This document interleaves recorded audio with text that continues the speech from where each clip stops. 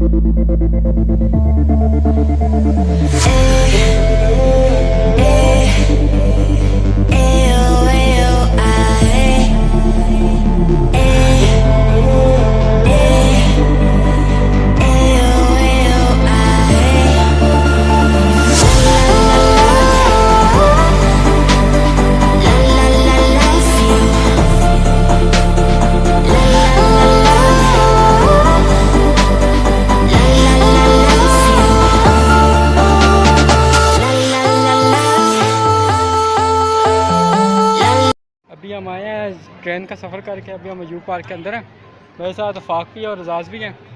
तो अभी ये पिक्चर वगैरह भी ये बनवा रहे हैं। अभी हम ये जंगल के पास खड़े हुए हैं, ज़ू के पास। अभी इंशाल्लाह जाएंगे चिड़ियाघर के अंदर भी। तो भैया झूले झूल रहे हैं और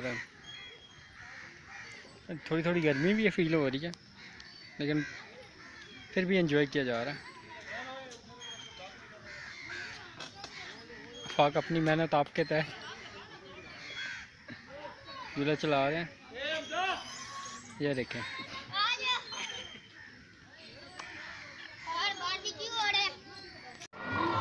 तो हम अंदर मौजूद हैं।